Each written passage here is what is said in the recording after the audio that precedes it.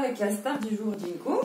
Alors, là, il s'aperçoit que je lui montre rien. Donc, il se met à me faire plein de propositions. Et ce que je voudrais qu'il me ramasse, c'est en fait, la pelle qui est posée par terre.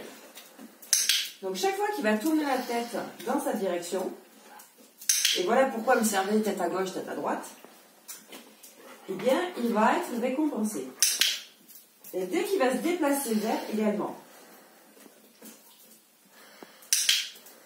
au fur et à mesure des clics, il va comprendre en fait que ce qu'il regarde, c'est ce qui m'intéresse.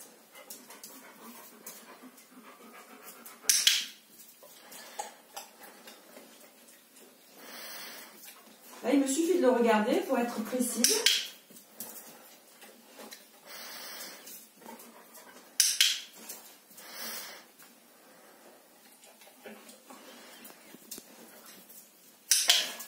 Donc là, il la touche. Il a compris que quand il touchait la pelle, ça m'intéressait.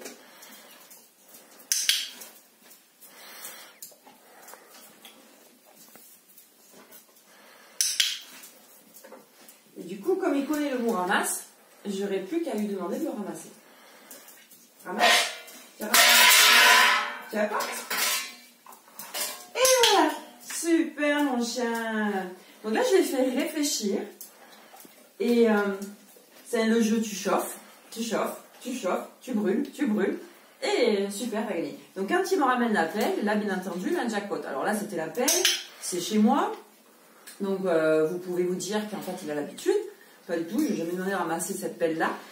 Mais ça, vraiment, je vous invite, justement, dans ces moments où on ne peut pas sortir de chez soi, à faire réfléchir votre chien. Donc ça peut être 2 balles que vous posez par terre ou une bouteille et un bout de bois. Et chaque fois qu'il va s'intéresser à la bouteille, vous allez cliquer. Si ça intéresse le bout de bois, vous ne cliquez pas. Et au fur et à mesure, il va plutôt donc s'intéresser à la bouteille, voire même vous la ramener. Et puis après, vous changez d'avis. Vous voulez plus que ce soit la bouteille qu'il ramène ou qui s'en occupe, mais plutôt le bout de bois. Donc vous ne cliquez que lorsqu'il regarde le bout de bois. Et c'est ce qu'on appelle en fait le shaping en anglais et le façonnage en français. Et ça fait énormément réfléchir le chien. Et quand il pleut, quand on ne peut pas sortir, ben c'est très pratique. Et les chiens aiment ça.